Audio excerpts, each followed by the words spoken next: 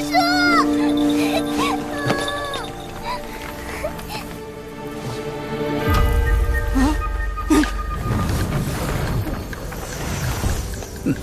成何体统！没死，不活了，死了拉倒。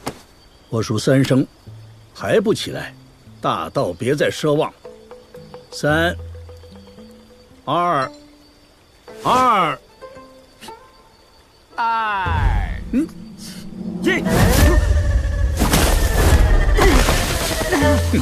景无说，设计你的大道契机，再装模作样，一剑砍死算了。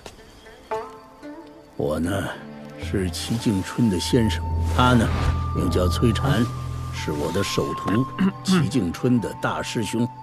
当时因为我忙着做学问，所以小齐是由崔禅帮我传授的。但说他间接害死了小齐，半点不过分。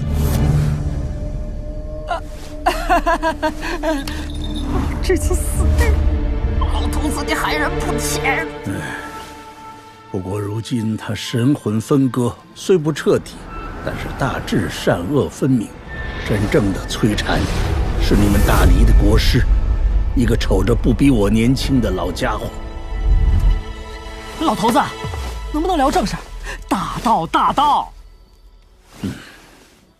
陈平安，我想在你身上截取一段光阴溪水，来作为聊天的开场，可否？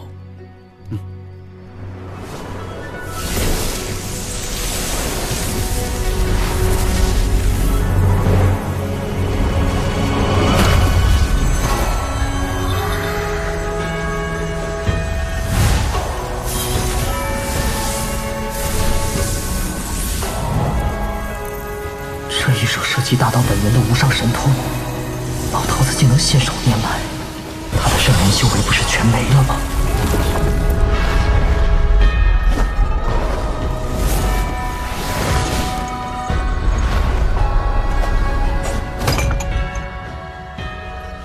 这嫁衣女鬼可恨，滥杀无辜，罪行累累。魏薄也非善类，勾结妖蛇，吞噬路人，但他们又都各有可悲过往，并非天生可恨。所以说，可恨之人必有可怜之处，是不是？可恨更多。哦，那你说可恨可怜各占多少？可用世间律法算一算。那如何确定世间律法是善法还是恶法？老先生这个问题很大，我也得认真想想。善，是非功过有人心，善恶斤两问阎王。为何有此说？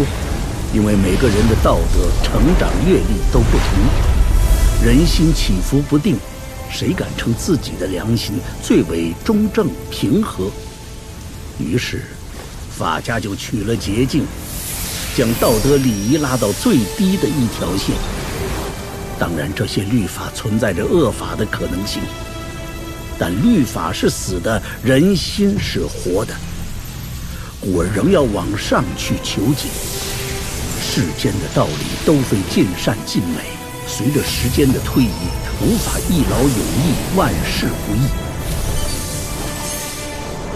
至圣先师给出的法子最笼统也最纯正，所以温和且裨益，是百利而无一害的食谱，但前提是建立在所有人都吃儒家这份粮食，对不对？身患顽疾，食补如何救命？一定是药补。用药三分毒，需要慎之又慎。知道为什么当时你提出世公学说，我回答的那么快，否定的那么快吗？因为你觉得我的问题是废纸，只有他齐敬春的问题值得你想上10年。世公学说在你之前，我就已经思考了多年。你想让求利益者得利益，更想将生死情欲这些含糊概念打造成一座棋盘，让世间每一念头的枯荣生灭都能落在其中，有纲可查，有理依循。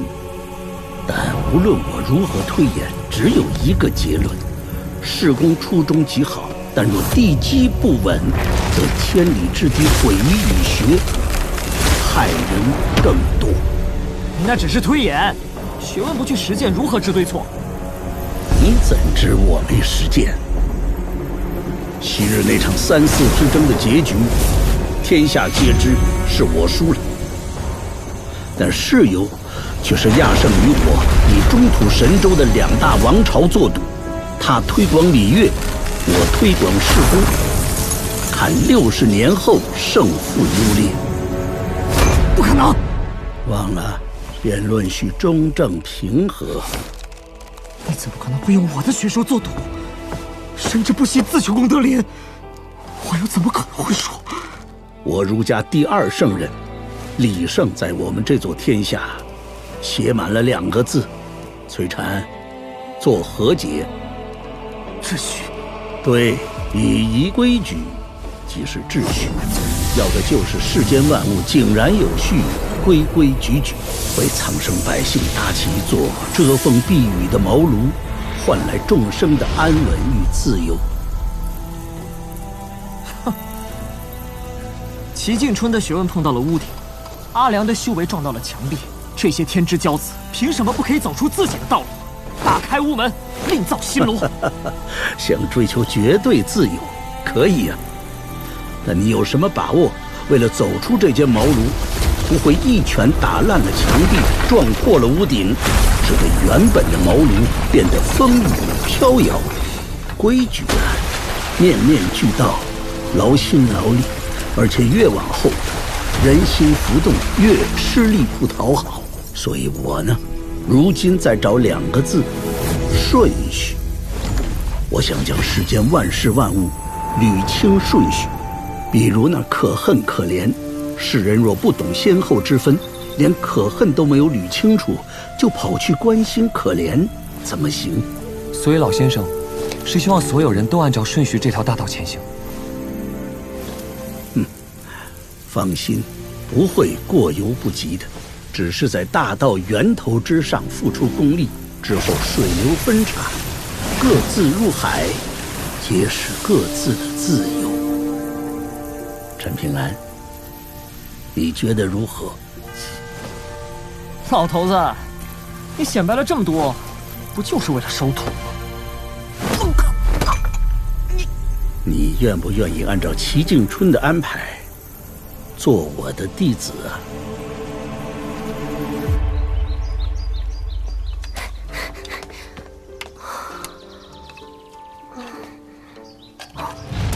什么？你们去买了这么多好东西，咋不叫醒我？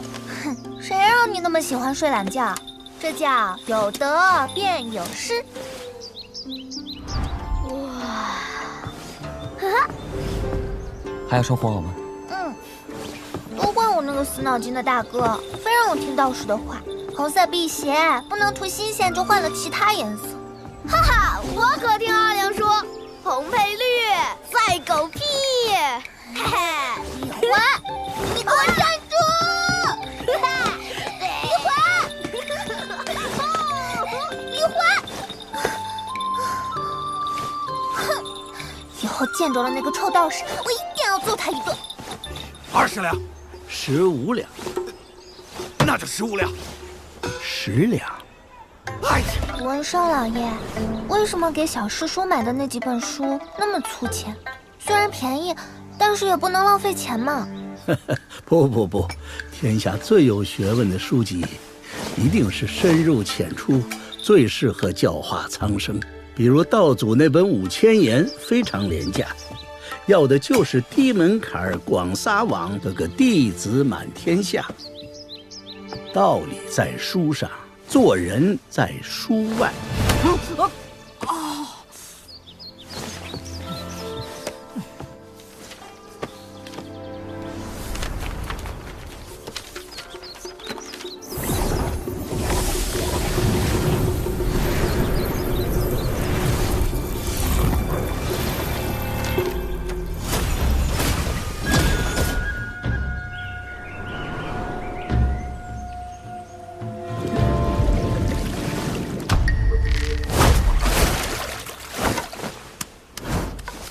人家陈平安钓鱼是靠日积月累，笨鸟先飞。你鱼露，如果不是因为武道修为才钓起鱼的话，我跟你姓。其实你们的身份没有那么简单吧？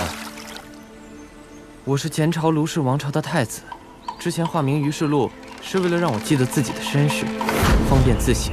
太子殿下真是云淡风轻啊！我可是师门上下数百条性命，为你卢氏殉国了，你忘了吗？我自幼因谶语被赶去敌国大黎的书院，从未掌政。谢谢，我能如何？我不叫谢谢，我叫谢灵月，是封神谢氏子弟。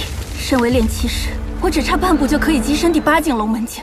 要不是因为大黎皇后用困龙钉钉入我窍穴，怎会沦落至此？我恨你们卢氏昏聩庸碌，我更恨太子爷，你甘心给崔禅这个仇人当仆役？有骨气怎么不去死？自杀不算英雄，可以光明正大的刺杀吗？你，陈平安，能借我100两银子吗？好给谢女侠建座忠义大坟，以表敬佩。我道理懂得不多，但我知道有些账暂时算不清，就先放一放，别忘了就行。聊完了。哎呀，我也透个底，我如今修为尽失，连爬个山都累得像条狗。你们2个要动手的话，就快点。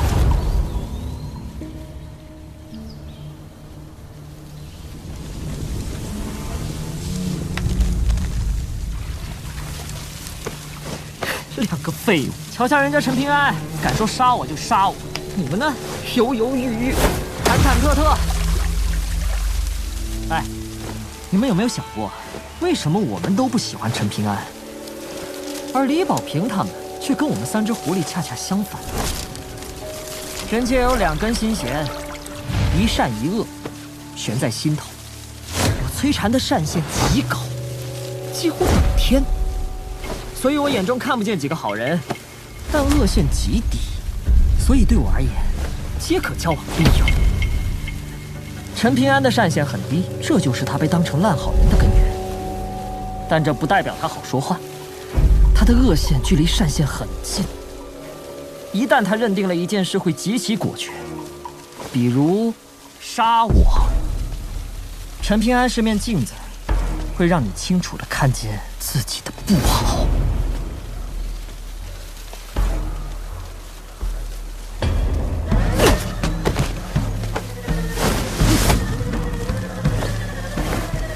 别以为我看不出来，你们2个骨子里的傲慢劲都快渗出来了。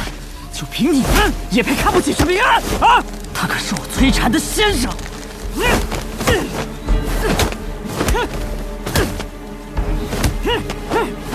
啊，是。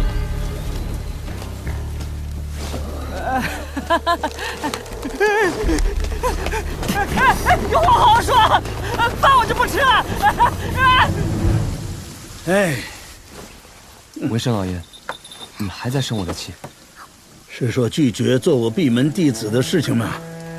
不生气，失望是有一些的。老先生说的很多道理，我觉得很对。比如可怜可恨顺序之说，那个佳音女鬼，我当时就很想杀，现在更想杀她。我想对她说，你有你的可怜之处，但绝不是你把痛苦转嫁给无辜人的理由。所以她该死。我仔细想过，我不是那种能把学问做到很远的人，读书识字对我来说，就是能自己写春联，能给爹娘写墓碑。所以老先生，我不会做你的弟子。我堂堂文圣想要收你做闭门弟子，多大的福气砸在你头上？难道不是赶紧收起来，落袋为安才对吗？有些违心的事情，一步都不要走出去。如果连自己都觉得做不到，仅仅因为不好意思，怕别人失望就答应了别人，那才会真的令别人失望。那如果以后你后悔了，会不会改变主意？当然，但如果那时你不愿意收我为徒，我也绝不强求。犟得很啊，像极了小琪当年。恐怕这就是当初在小巷里，他愿意对你作揖还礼的原因吧。罢了，既然时机未到，我就不强人所难了。你头上的玉簪是我拿走的，只是为了让你简简单单而已。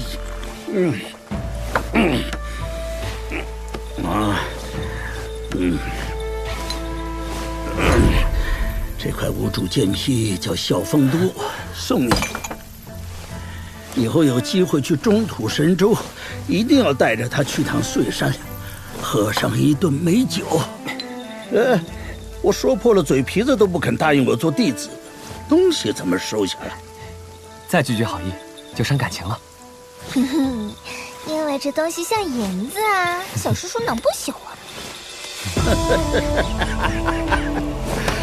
老先生坐而论道，少年郎起而行之，善，大善。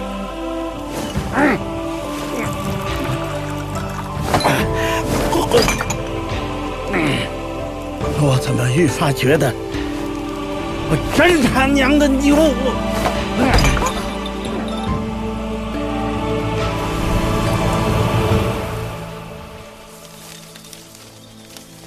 陈平安，人不风流枉少年，一定要喝酒，喝酒好啊！要在合适的岁月做合适的事情，别怕错，更别追求不错。什么都经历过了，以后大道独行的时候，才不会后悔。小宝平，一定要珍惜陈平安，不要因为他做的太对，就觉得他不近人情，反而与他愈行愈远，不然你会后悔的。那样的话，陈平安也会变成第二个小齐。小平安，我们讲道理，不是为了让自己委屈，而是哪天觉得整个天下都不讲道理的时候，你有底气去跟这个世界说，你们都是错的。小平安。我在这儿呢。我问你，你将来书越读越多。但如果有一天，天下的读书人开始指责小宝平，骂他不知羞耻，竟然喜欢自己的小诗书，你咋办？我喜欢小诗书还有错啊？这些人怎么读的书？如果真有那么一天，得先握过我的拳头，而且小师叔除了拳头还有剑。如果真有那么一天，一定要告诉小师叔，就算远在天边，我也会赶来护着你。少年的肩膀就该这样才对嘛！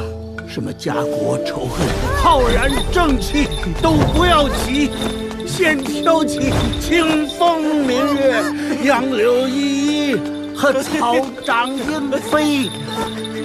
少年郎的肩头本就应当满是美好的事物。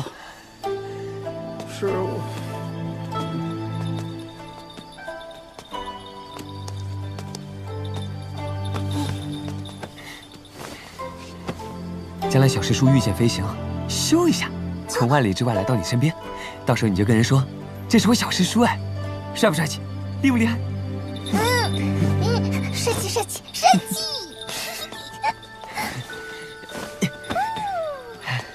帅气！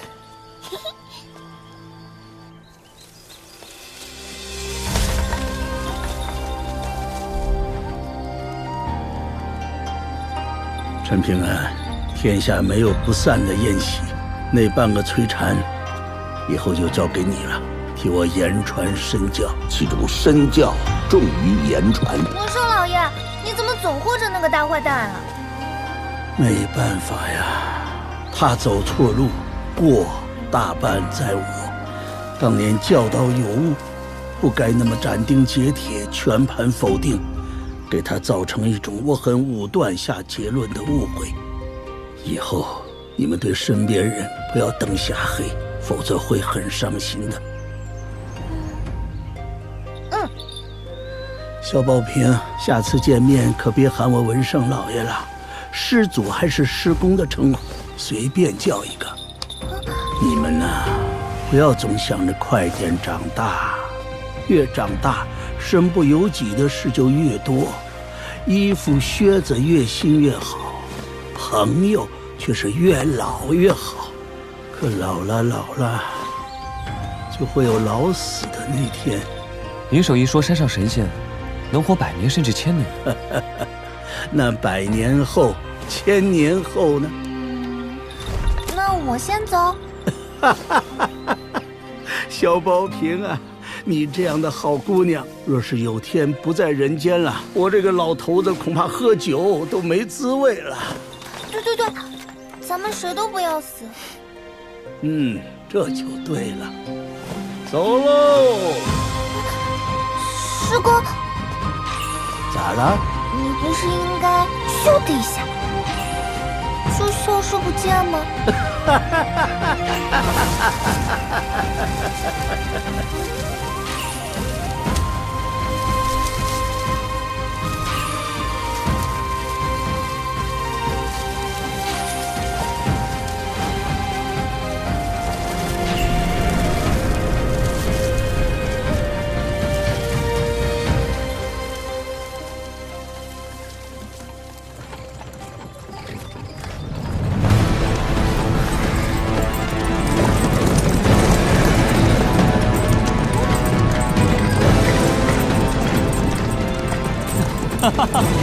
咱们又见面了。我叫高轩，专程来接你们去往我大隋的山崖书院。你知不知道，因为那条金色鲤鱼还有龙王蝼，害我差点死在大黎边境上。幸亏我当时谎称高枕，让我兄弟帮我背了锅。别紧张，我很感谢你。这次我会尽可能补偿你。请。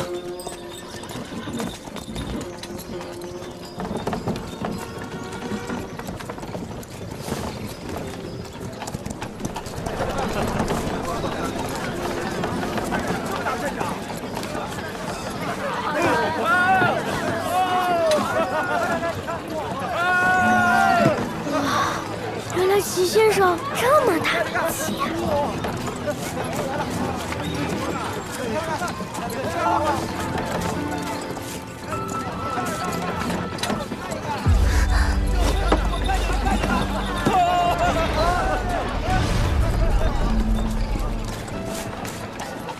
有齐敬春的嫡传弟子坐镇，算是给大隋雪中送炭了。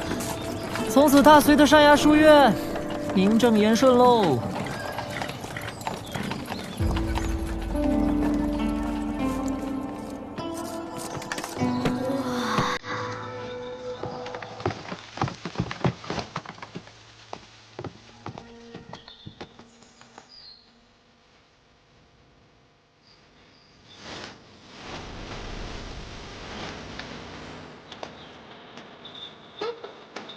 小师叔呢？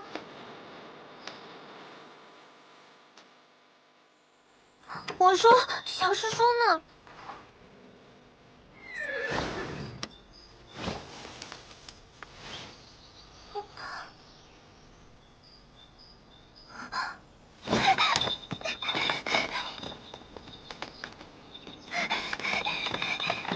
宝瓶，小师叔不告而别，没有跟你们一起进书院。要跟你们说一声对不起，走了这么远的路却没能善始善终，是我这个小师叔没当好。你们要好好读书，以后有人出现，小师叔好跟人吹牛，说我陈平安认识李宝平，认识李怀，认识林守一，认识天下第1位女父子。小师叔，回去之后，我会去你家里报个平安，也跟你大哥说，你这一路上都很听话，也很能吃苦。我给你，还有李怀、林守一，每个人都准备了1根绿簪子，算是一别赠礼。小师叔的字写的不好，你们可别嫌弃啊。如果觉得不好看，藏起来就是了。这一路上我也没帮什么大忙，都是你们自己解决的。还有，李怀胆子小，以后你要多找他玩，别让他在书院被人欺负。林守一性子冷，你也要多和他聊聊。于洛和谢谢都很厉害，以后真有了冲突，宝瓶，你千万别急匆匆一个人冲到最前头，可以找他们俩帮忙，不用难为情。哪怕欠了他们人情，以后小师叔帮你还就是了。还有，就是记得收好阿良给你的银色小葫芦。事情都交代的差不多了，最后小师叔还是要跟你们说一句，对不起。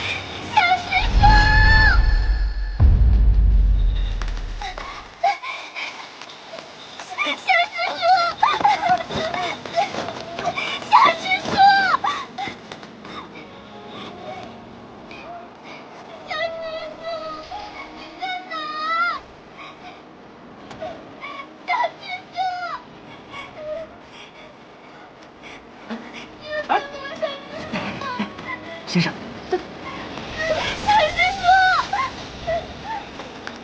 小师叔，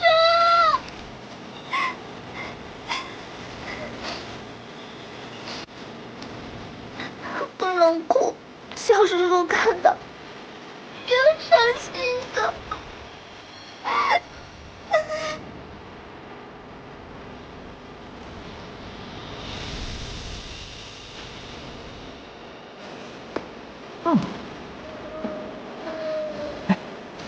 先生，既然舍不得，怎么就偷偷走了？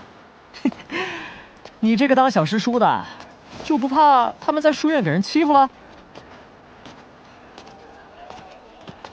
哎呀，你走那么快干嘛呀？等等我吧，先生。先生，新衣服买都买了，怎么不换上呢？